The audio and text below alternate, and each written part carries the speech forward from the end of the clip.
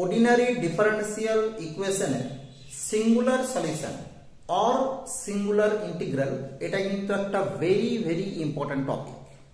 তো এই singular solution থেকে একটা problem, the singular integral of ODE is given by x y dash minus y whole square.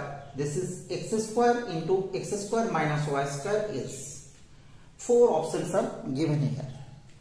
তো দেখো আমরা ODE তে কি করি, ইন ODE আমরা কি করি না dy dx or y dash এটাকে আমরা p দিয়ে ডিনোট করি, p small p।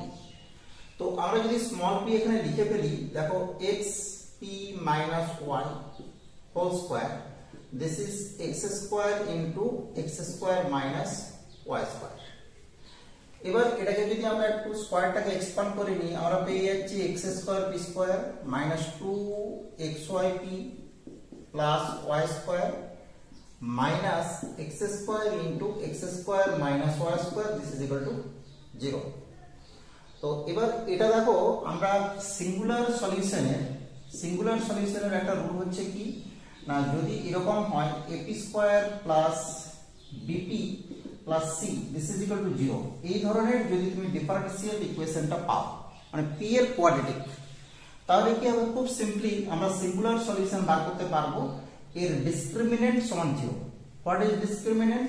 Discriminant mean b square minus 4ac this is equal to 0। এখান থেকে কি হবে, সিঙ্গুলার সলিউশন বেরিয়ে আসবে। তো আমাদের যে গিভেন ডিফারেন্সিয়াল ইকুয়েশন, তার থেকে আমরা যদি ডিসক্রিমিনেন্টকে ফাইন্ড আউট করতে চাই, ডিসক্রিমিনেন্ট হয়ে যাবে কত, minus 2xy whole square this is b square minus 4a, a means x square into c means this total portion, y square minus x square into x square minus y square, this is equal to 0, right?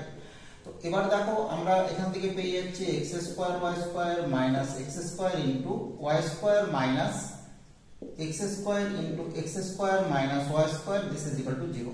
আমরা দুদিক থেকে 4 গুলোকে বাদ দিয়ে দিলাম, এটা হচ্ছে কি না এটা মাইনাস থেকে গেল। এবার এই x square y square x square y square cancel out, আমরা পেয়ে যাচ্ছি এখান থেকে this is plus x to the power 4 into x square minus y square this is equal to 0।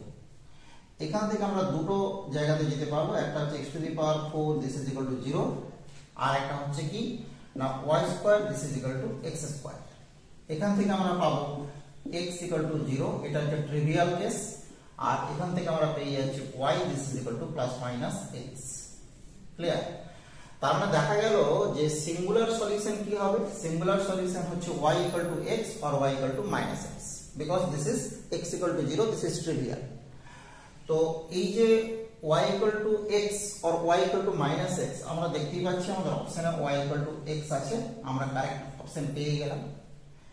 এবার প্রবলেম হবে কোথায়, এখন তোমাদের মনে প্রশ্ন হবে, তাই তো আমাদের এখানে তো এমসিকিউ ছিল, তাই y ইকুয়াল টু x আমরা পেয়ে গেলাম। তো তার মানে দেখো যদি এরকম অপশন থাকতো, ডি এর অপশনটা এরকম না থেকে যদি y equal to minus x থাকতো, তাহলে আমরা কি করতাম, সি হতো না ডি হতো, এটা নিয়ে একটা প্রবলেম। তো দেখো এটাকে ভেরিফাই করার উপায় হচ্ছে কি, সিঙ্গুলার সলিউশন কিন্তু কি, singular solution always satisfy the differential equation। তো লক্ষ্য করো y equal to x আমরা যদি ডিফারেন্সিয়াল ইকুয়েশনে বসাই, y equal to x বসালে দেখো এদিকটা তো 0, আর এদিকে দেখো y equal to x this means y dash equal to 1। তো y dash equal to 1 যখন বসাবো আর y equal to x বসাবো, এদিকেও কিন্তু x minus x this is 0 পেয়ে যাচ্ছি। বাট আমরা যদি y equal to minus x নিই, তখন কি হবে, y dash this is minus 1, so from here এদিকটা as usual 0 হবে আগের মতই, কিন্তু এই দিকটাতে লক্ষ্য করো এখানে কিন্তু y dash এর জায়গাতে minus 1 বসালে কি হবে, minus x whole square, right side কিন্তু আমরা 0 পেয়ে গেছি, দিস মিন্স কিন্তু আমরা দেখতে পাচ্ছি যে এই দিকটা 0 হলো না, নট ইকুয়াল টু 0। ক্লিয়ার? তার মানে দেখো আমাদের যদি এই অপশনগুলো সি ডি এভাবে থাকতো, তবুও কিন্তু আমাদের option number C this is correct হতো। বোঝা গেছে?